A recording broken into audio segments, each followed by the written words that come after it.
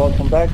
We mentioned in previous classes that there are three ways to honor your parents. One with action, and that is by taking care of their needs, serving them. One by thought, and one by speech.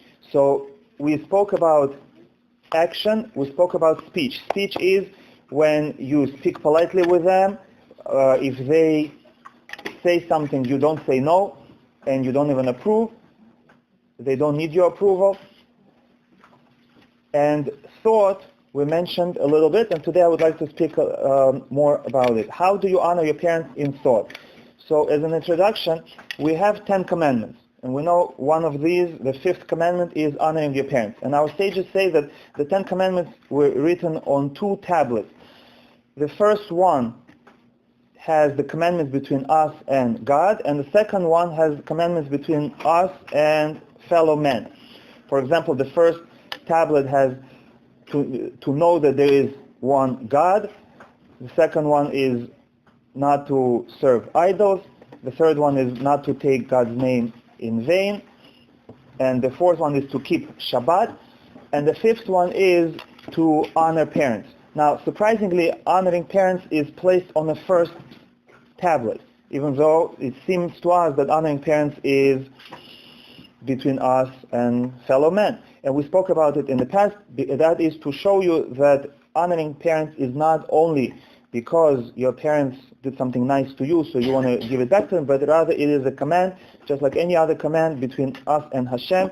And also this is something very important, that it teaches us how to develop a relationship between us and God. When we learn to honor and fear our parents, it will be easier for us to honor and fear God Himself. And that is why it's put in the first tablet. Now today I would like to speak about the second point. That is that not only we have 2 tablets, and the first one is between us and Hashem, the second one is between us and fellow men, but also there's a connection. And our Chachamim say that the first commandment on the first tablet corresponds to the first commandment on the second tablet, which is to know that there is God, and the commandment not to kill, not to murder. What's the connection? And that is, we know that the human being is created in the image of God. So the first commandment is know that there is God. And the second one, now that you know that there is God and He created human being in His image, and when you see a human being, you should be reminded of the spark of godliness that is in every human being. So don't kill that spark. Don't murder. And the second commandment, which is don't serve other idols besides me, corresponds to the sixth commandment, the second one on the second tablet, and that is don't commit adultery. What's the connection between serving idols and committing adultery? And that is that we have one God, we're committed to Him. The relationship between us and Hashem is like that of a wife and a husband. Just like a wife is not allowed to have 2 husbands, so to Jewish people we're not allowed to have more than one God. And now it becomes clear that the second commandment on the second tablet is don't commit adultery, and that is be committed to your spouse. Don't have another spouse. And the third commandment on the first tablet is don't take God's name in vain. And the third commandment on the second tablet is don't steal. What's the connection? Taking God's name in vain and theft, stealing. And that is when a person steals, he is brought to court, and in court they ask him, did you steal? And he says, no, I didn't. And they say, swear that you didn't steal. And he has to swear. And in court you swear with God's name.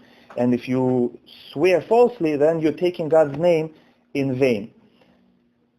And the fourth commandment on the first set of tablets is keep Shabbat. And the fourth commandment on the second tablet is don't testify falsely. And what's the connection?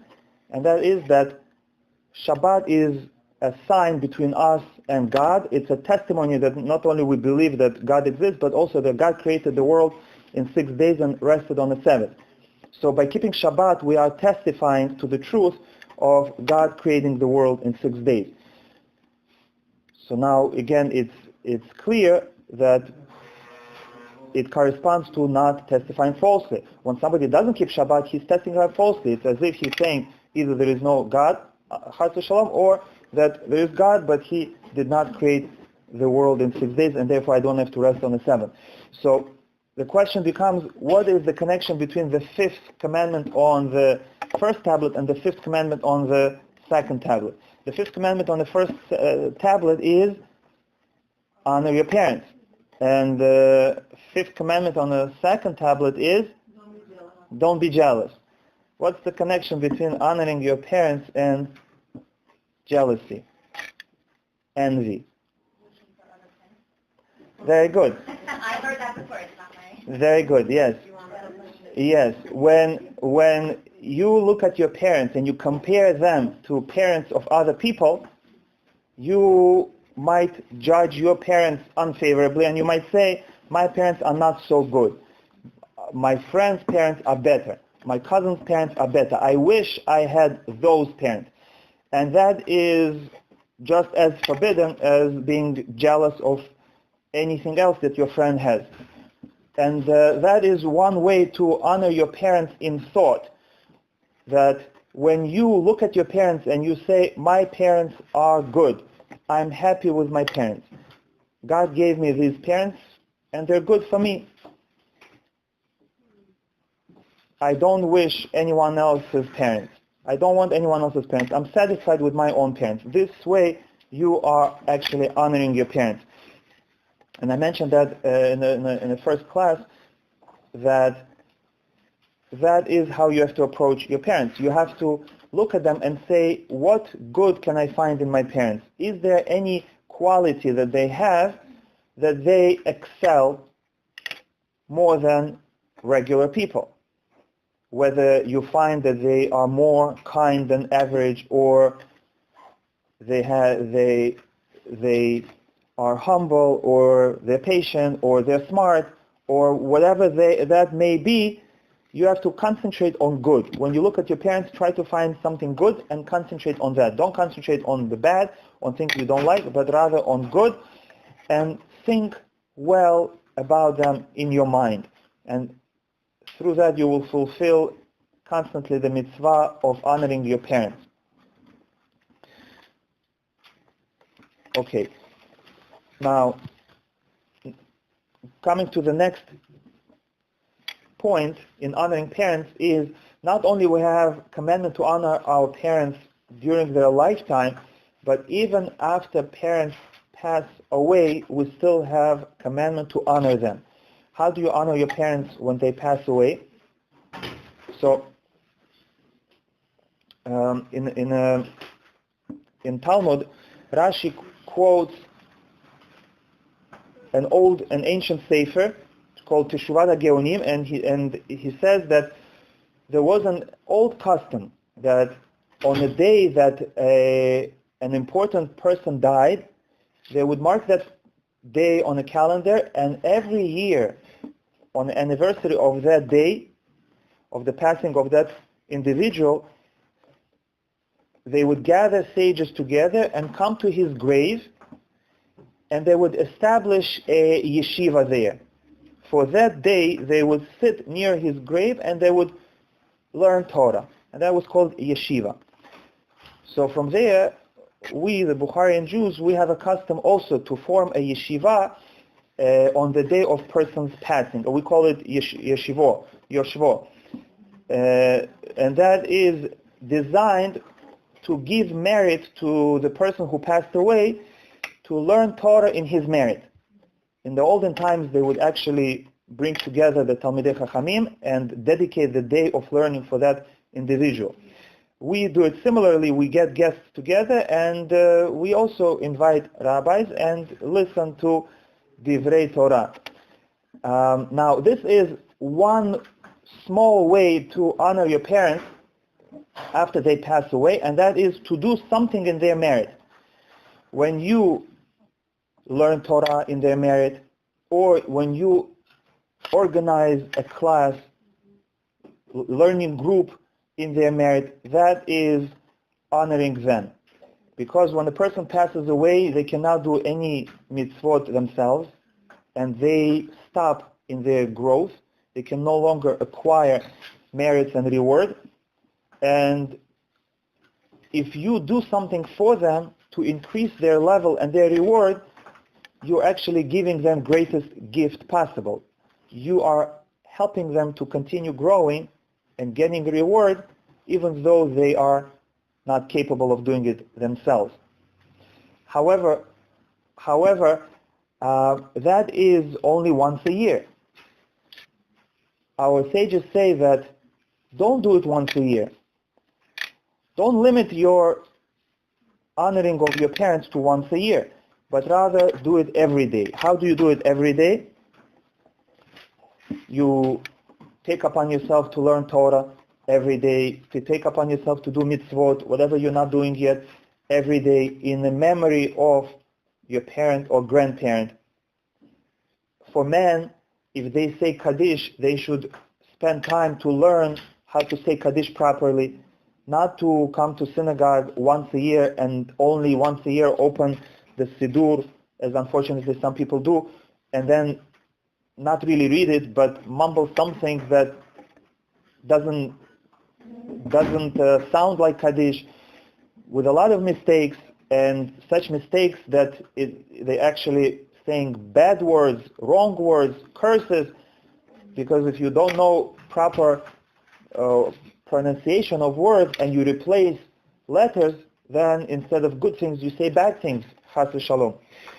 So such a person shows that he doesn't care about his parents. He just comes just to put a check mark, but he doesn't care about his parents.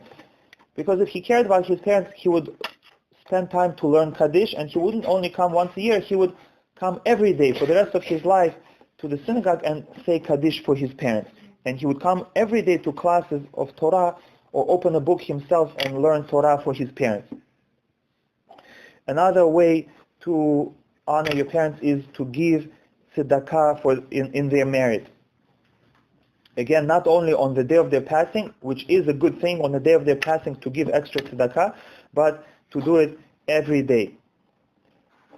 And Peliyot says that every time person does something for his parents, a mitzvah, he should say the following prayer. He should say, Master of the universe, please accept with mercy all the good that I do in my thoughts and in my speech and in my actions.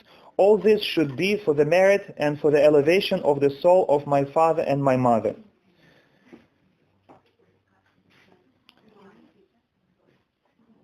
Master of the universe, please accept with mercy all the good that I do in my thoughts and in my speech and in my actions.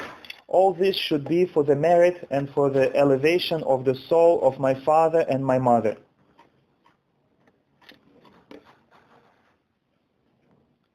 And again, for men who go to synagogue regularly, it's good for them to become shaliach tzibur, to lead the prayer. But that is only good if they know how to do it correctly. They know how to pronounce words correctly, and they know laws of prayer. And especially if they also know how to concentrate on to have proper intent. And again, somebody who wants to honor his parents properly should learn Hebrew well, should learn translation of prayer. He should take a class in laws of prayer and how to say it correctly, and actually be prayer leader. One of the methods of bringing honor to your parents is behaving nicely towards others, in such a way that people will look at this individual and say, his parents raised him well. This way you will actually bring praise and respect to your parents from other people. And for that, a person needs to be honest in business.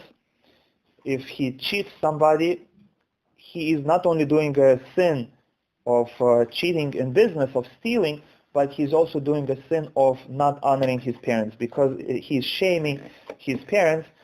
People are going to say, cursed are parents who raised such a son or daughter. Okay. Now we finish this topic of honoring your parents after their passing. If you have questions about this topic, yes. So when you said that we should and we do all these things on the day of their passing, and if children don't do it, what about grandchildren? Does it count for the neshama if the grandchildren? Yes, for sure. Anybody who does something for the merit of any individual, it helps. Yes, whether you are their descendant or student or any other relative or friend, it's good to do things in the merit of someone. And again, as I mentioned, you should for sure do it on the day of their passing, but you should do it every day if possible. Yes. For like Yeshua's and things like that, do we just, how far, like generation-wise, do you go? There is no limit. And again, if you're making a yeshvo in the standard style, where you invite a lot of people and costs a lot of money and a lot of food is being served that is wasted, then you shouldn't do it past parents. And maybe only for a few years, and afterwards, it could be that there is more damage than good for them when you do it. You know, there's pride, there's competition, there's showing off, lashon hara at these events when people just sit, drink vodka, and they talk nonsense. So it's not good the way it's going on. But the best way is to actually sponsor a class, a shiur, a program, or just invite somebody to your home and invite just a few relatives and some refreshments, and that they should learn Torah.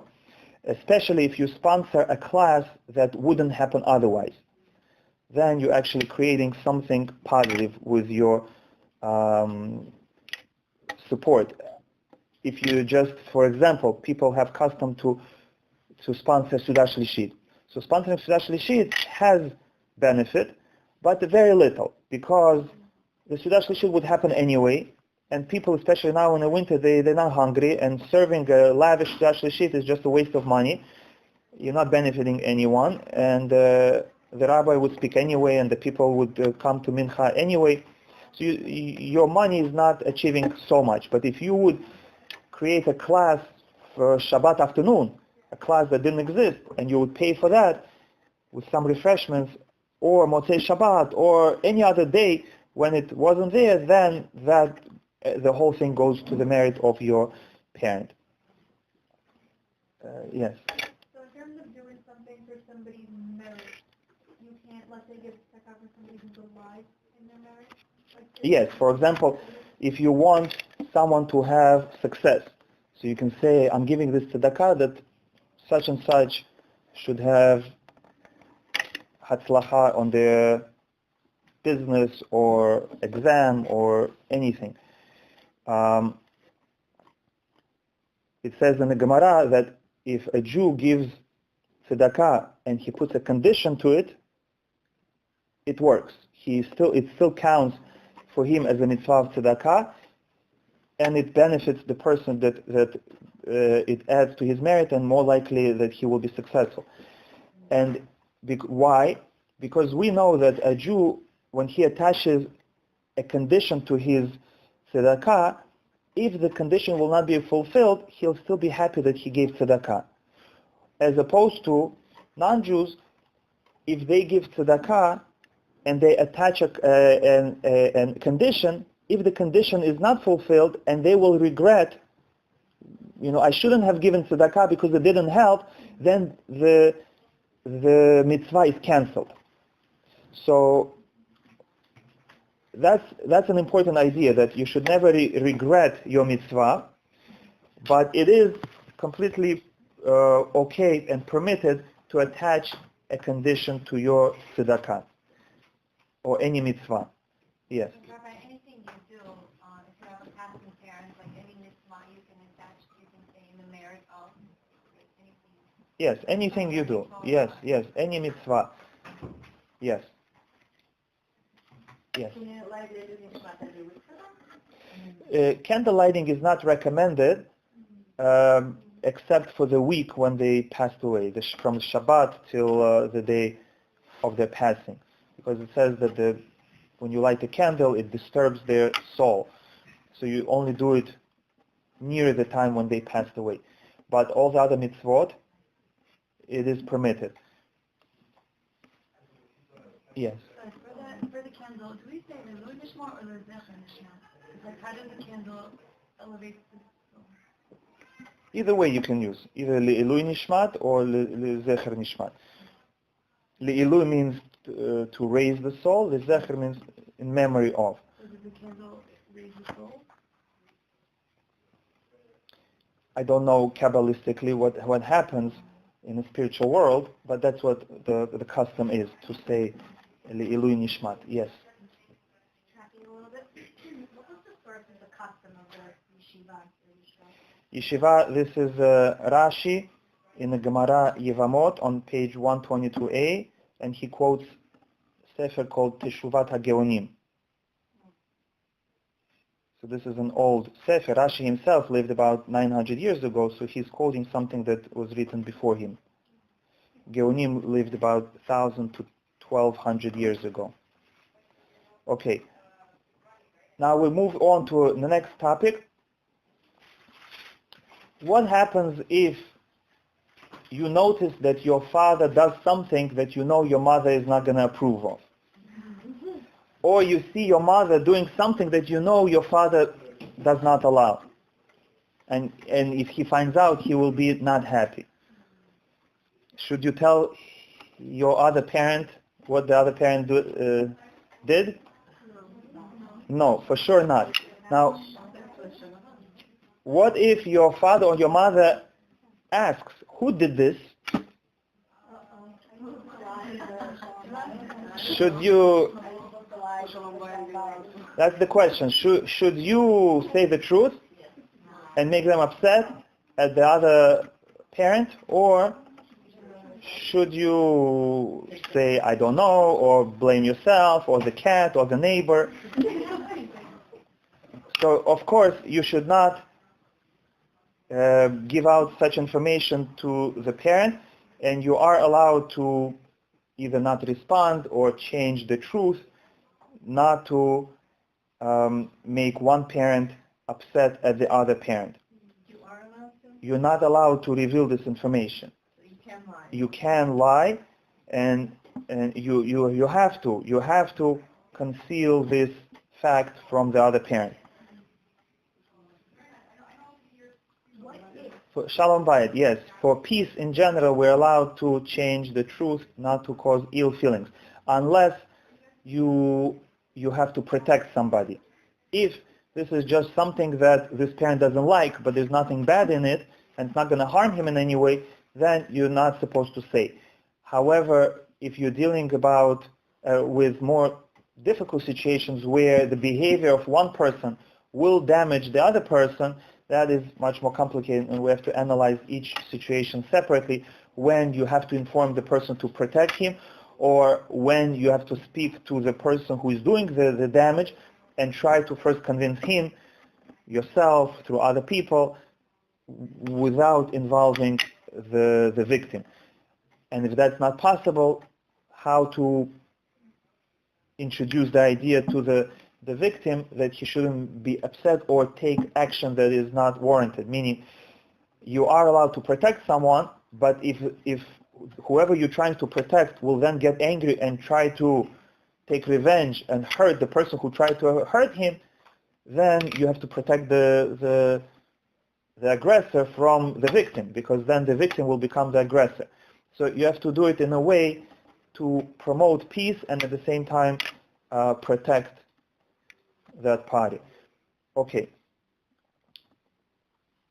So this is one example where a child doesn't have to listen to his parents. When a parent is demanding to find out information that is Lashon Hara, that will cause mahloket, will cause a fight, such information you're not supposed to give to the parent, even though the parent demands it.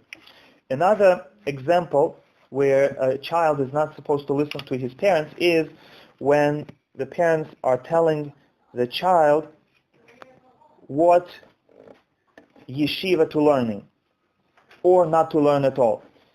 Because we say the mitzvah of learning Torah takes precedence over the mitzvah of honoring parents. So if the son knows that a certain yeshiva is going to be better for him, the rabbis are better, the environment is better, he will grow more, he is allowed to make this decision himself, and he doesn't have to listen to his parents. He can listen to them and consider their opinion, but the final decision is up to him. Yes? I feel like from pre-1 until 12th grade, parents are paying, so... Yeah, of course. This is not about paying, who is paying for it. This is about who can make the decision. A child who is a young child probably is not capable of making this decision. If you're talking about a first grade or second grade and he says, I hate school, send me to a different school, my friends are having fun over there, you don't listen to him. You still send him to a good school, the one that you decide. But if a child is already mature and he sees that it's not good for him, he should be the one making this decision. And parents have to be sensitive, because if they force the child to go to the school that they think is good for the child and it's not good for the child, they're going to damage the child. What if the child thinks that this is a good school to do all my friends are going and it's the worst? Yes, but all I'm trying to point out is that it's not completely parents' decision. The child has the right to make this decision as well, but of course, if he knows how to make this decision correctly. At a certain age, when they're still young, parents can still force them.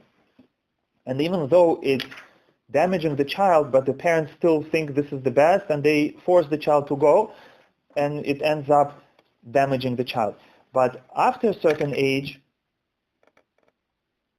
it's not proper for parents to put pressure on children and force them, because every man was created as a free man.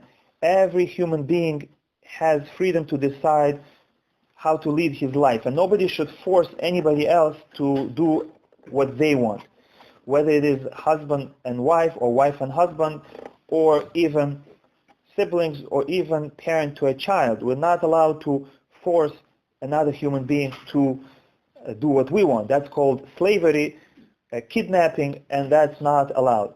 Not only that, there's even a death penalty. If somebody kidnaps a human being and forces him to do what I want, there's a death penalty for the kidnapper. Even though he didn't damage him, he didn't hurt him, he didn't kill him, but just enslaving a free human being, there's death penalty. So parents should understand that and not force, especially adult children. Unfortunately, we know many cases where parents force their children to do what they want, even against Halacha, even to damage their children, even to break up their marriage. And that is, of course, wrong, and the divorces and all the hardships are all faults of whoever is forcing the person against his will. So you, as a parent, you have to be aware of it and not force your children. And if you want to force, speak to your rabbi, speak to social or whoever you want, to get another opinion whether what you're doing is correct. And I know personally many stories where parents force their children to go to a certain yeshiva, and because the child didn't want, they just left religion completely. And why? Because the parent wanted to send them to that yeshiva, not for the child's sake, but for their own sake, because it was prestigious, whether because they have good secular studies or because they have good Hebrew studies, because parents are going to be honored that their children are in such a good yeshiva, and because of that, basically, they sacrifice their children. Okay, but as a child, you have to understand that important decisions are up to you, not up to your parents.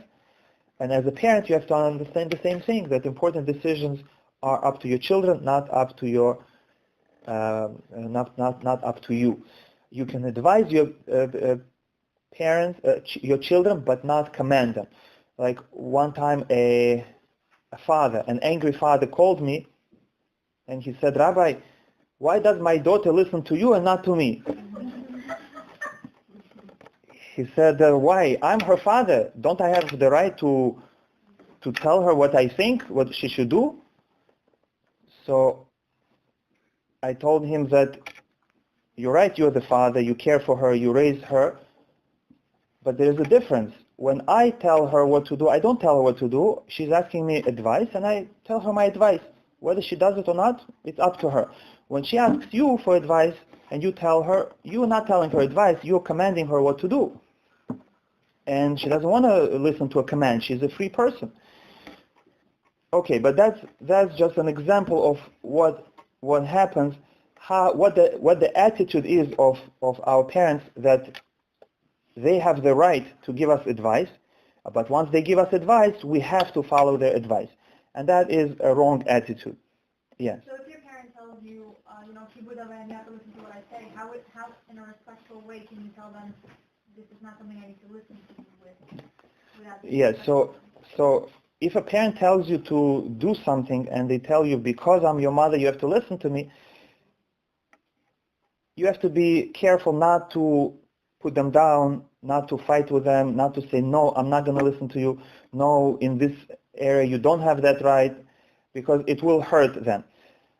You can reason with them, even though you know in your heart that you're not going to follow what they say, but still just for pretend, say, yeah, you really want me to do it. I have to think about it, if I'll be able to. I have this problem, what about this problem? And let them see the problems, and maybe they will say, you know what, you're right, it's not good for you. That's one way. Another way is, as I mentioned in the previous classes, that you can say yes to them and then go and do whatever you feel is right for you. No, that, again, for peace, you're allowed to lie. If you're, let's say your parent tells you that they want you to go to sleep at a certain time, let's say. They call you and say, you have to go to sleep not later than 11. And you say, okay, I will try, yes. And then you know that you cannot go to sleep earlier than 11 for whatever reason. You need to do homework with your children, your husband's coming late, whatever it is. And then the next day your parent calls you and says, no, what time did you go to sleep? You don't have to say that you went to sleep late. You can say, yes, it was hard, but I went to sleep early last night. Why? Because the mitzvah of honoring parents is only to take care of them and show them respect in things that pertain to them. For example, they tell you, please give me a cup of tea. Okay, you have to give them a cup of tea. And they tell you, I don't want black tea, I want green tea. So you have to give them green tea. But if they tell you, green tea is better than black tea, you should drink green tea. That has nothing to do with them. It's your choice. You can say, okay, thank you, I appreciate that you give me this information. I didn't know green tea is healthier than black tea. And you go and you prepare yourself tea. Do you have to prepare green tea? No, because it doesn't affect them. You can prepare any tea you want, and if they ask you, you're allowed, for peace, to make them feel good, you're allowed to tell them that you did like they asked. Why? Again, because it has no effect on them. Of course, if it really is unhealthy, that's a separate commandment that you have to guard your health. But as far as kibud av v'em, you don't have to listen. So this applies in any case. If they don't get any damage from it, then you don't have to listen to them. You still have to be polite in front of them and acknowledge, be nice, and say yes. But when you leave, you don't have to listen. Again, your parents are not monsters. They shouldn't be. And they're not dictators. You have to respect them, and there has to be mutual respect. They should not expect that whatever they say you will do as a puppet. They have to realize that you are a free human being, and you have head on your shoulders, and you have the right to make your own decisions. Yes? What if you come to them about their health? Can you discuss that with them? Like, say, I don't know. Yes, this is going to be one of our topics, probably next class. What if your parent asks you for something that you know is not healthy for them?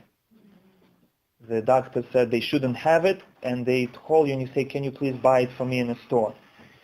Or please, can you cook it for me? Can you give it to them? We're going to discuss it.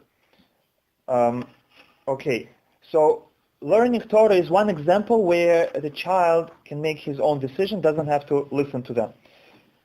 Similarly, a child who wants to get married and parents don't approve, the child should listen to them and consider their opinion, think why they say it's not a good match. Often parents see something that the child doesn't, and maybe the child should take the words of the parent and discuss it with someone else, either their rabbi, rebbetzin, or a friend. My parents think like this. What do you think? Do you also see the same thing? However, ultimately, it's the child's decision who he or she are going to marry. I have a question for you. Yes. So, most Hungarian families, the parents pay for the wedding? So some Yes. people can always pull that money, Yes. right? Again, If I'm paying for wedding, something doesn't give you the right to command and force your opinion on other people. And if a child is strong enough, if the parent tells him, I'm paying for your wedding and therefore you do it my way, the child should think to themselves, what's more important, to have the fancy wedding and do things not the way they want or not according to Halacha, or to have a simple wedding which doesn't cost a lot and do everything correctly. And for example, the way more religious people do weddings, now it's more popular with Ashkenazim more than Sephardim, but there are some Sephardim who do it as well, is that they have a very simple wedding where each portion, let's say, costs $30, $40, and they have just a one-man band, and they have just a photographer, not even video, and that's it, a simple hall, and the whole wedding is going to cost them nothing because all the gifts are going to cover everything. Not only the food, they're going to cover the entire wedding.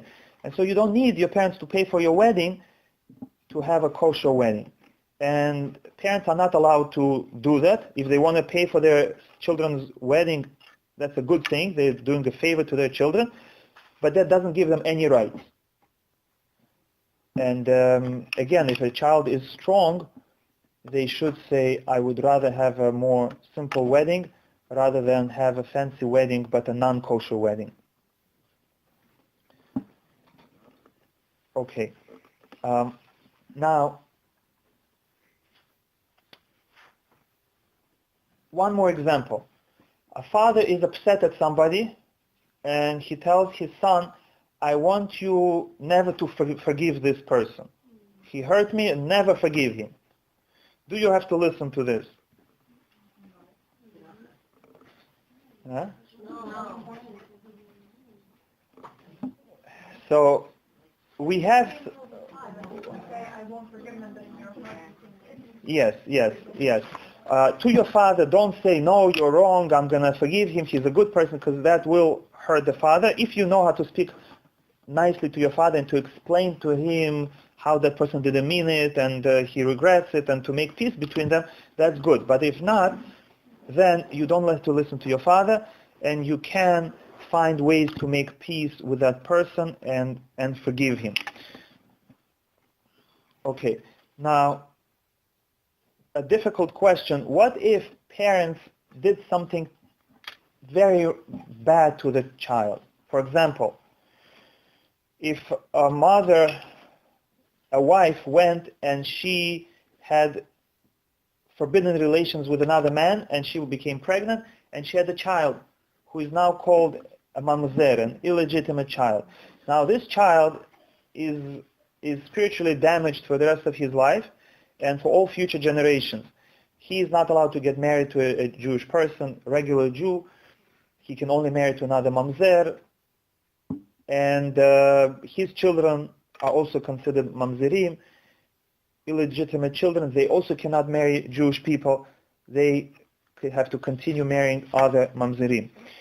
So should such a person whose parents, whose in this case mother, ruined his life and now he's not going to be able to marry and have children on his own, he's not going to be respected, should he treat his mother with disrespect, or is he still obligated to honor his mother? Is he considered still has to abide by the Torah law? Yes, a mamzer still is a Jew, and he still has to keep all the mitzvot. Yes, yes. So even a mamzer who has valid complaints about his parents, he still has to respect his parents. Yes, and from there we see for us, even if our parents were not the perfect parents, but still how much we have to show them respect, because even if they did great sin that damaged our life permanently, still we will have to respect them. And in our first class we discussed that as long as one of your parents is alive, if they remarry, you have to honor the stepfather or stepmother. Once your parent dies, you don't have obligation to honor the stepfather or stepmother because they have no biological connection to you. They're not your father, not your mother, and the only reason why you honor them is because of an extension of your parent. Now your parent is not there, you don't have to honor them, but still it's advisable to honor them because this is something that your father or your mother would have liked you to do. And we mentioned that in the previous class that you also have to honor your grandparents on a lower level than your parents. Your parents come first, but you still have to honor your grandparents, and also you have to honor your older siblings. For sure you have to honor your oldest brother, and according to many, you also have to honor all your older siblings, your older sisters and brothers. Again, the respect for them is not the same as parents, but still you have to show some respect to older siblings. And a person who converted, he has to honor his biological parents, and they still have same prohibitions about cursing their parents and hitting their parents. So just like regular Jews are not allowed to hit or curse the parents, a convert also cannot behave this way towards his biological parents. Any questions? Yes? So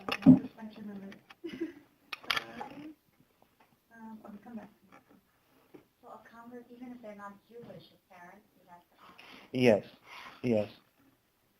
Yes. Whether his parents converted or not, the relationship stays the same. They are his biological parents. With a conversion, when a person converts, they become like a new entity. They receive a new soul, and their relationship to their siblings and their parents is only on a biological level, but on a spiritual level, they have a different soul now, and it's as if they're not a spiritual child of their parents and not a spiritual sibling of their siblings. But so therefore, it doesn't matter if their parents converted or not. Even if they converted, they still consider only their biological parents, not their spiritual parent. Yes. Are you going to talk about what happens if a parent is like psychologically not sound? Yes, we spoke about a case where a parent is not 100% psychologically not well, that if you can take care of them yourself, you should, but if you cannot, then you can hire somebody to take care of them. If it's not on the level of taking care of them, let's say I'm trying to think of an example. Let's say a parent is depressed or bipolar or something like that, and they live with you, and most of the time they're okay, but then once in a while, they God forbid, there could be like abuse, like emotional abuse, like verbal abuse. So, like if you're still living with them, like is it safe to assume like you were kind of like in charge there, or do you still have to like do all the? If a person is not capable of making his own decisions, then whoever is has to take charge and make these decisions. The child being in this case. But you have to be very careful. If you live with a parent who sometimes gets into a state where they are not logical and they may be abusive and fight and curse, you don't want to live next to such a person because it's too dangerous for you as a child. Because if another person, a caregiver, a nurse, acts roughly with them, that's fine. But if a child does that, that is dangerous for the child because he is acting disrespectfully. So in such a case, it's better to not to live with them and to have someone else take care of them, or at least for that time when they're going through that stage, to leave the scene and let someone else take over, if possible. Okay. Shavuot Tov, we're going to stop here.